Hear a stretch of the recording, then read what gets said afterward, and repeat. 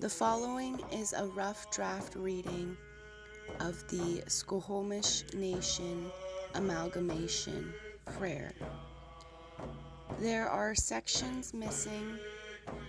that will be added later on once a more legible version of the amalgamation is accessible. Prayer of Amalgamation, January 26, 1923. During a community meeting attended by recognized Squamish chiefs and government officials, the Prayer of Amalgamation petition was approved. It was signed by 76 Squamish people and the chiefs of 16 Indian bands.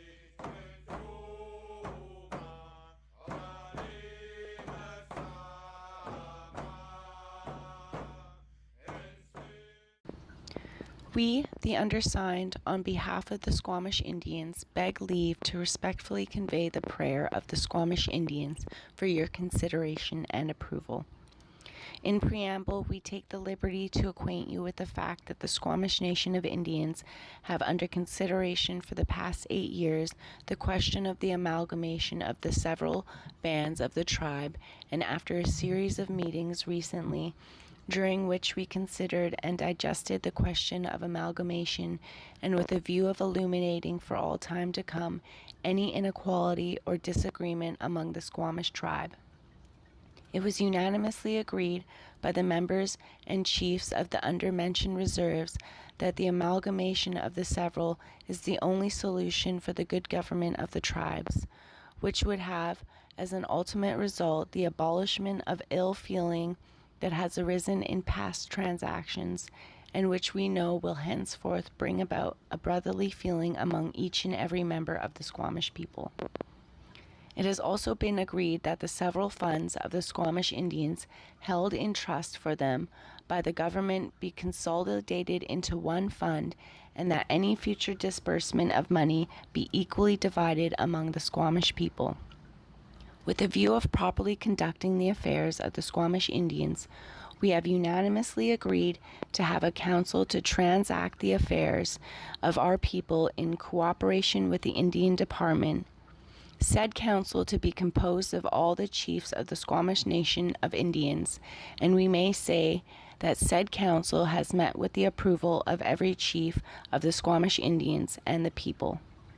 The above is the true and sincere desire of the Squamish people for their future welfare, and we are thankful in having the honor of meeting you in person to most sincerely pray that you approve of the amalgamation of the Squamish Indians and the consolidation of the funds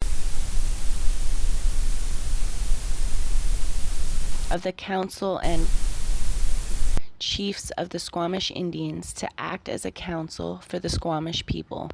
And we hope that any representations that the council may make in the future will receive a sympathetic and attentive hearing from the government, and especially the Department of the Indian Affairs, to whom we look for protection, guidance, and assistance in the good government of our affairs. That the power be granted the Council of Chiefs to enact bylaws for the good government of the members. It is the desire of the people that the Superintendent General or his deputy would, by his most generous consideration to such representation and recommendation as council of the tribe may from time to time make, having in view the improvement or development of any of its reserves and the expenditure of tribal funds for this purpose. The council will give due regard to the practice of economy and will endeavor to make restriction of foolish or extravagant nature. We beg to say that the above are the principal requirements of the Squamish people, and we again say that we will ever pray for the amalgamation of the Squamish Indians and the consolidation of the funds, and that in our opinion the only and proper manner of administering the affairs of our people is through a council of the chiefs in cooperation with the department, and again pray that you give our council recognition. To this we will ever pray, and we hereby affirm our signature and marks to certify to the above. On behalf of the Squamish Nation of Indians, we are humbly but respectfully.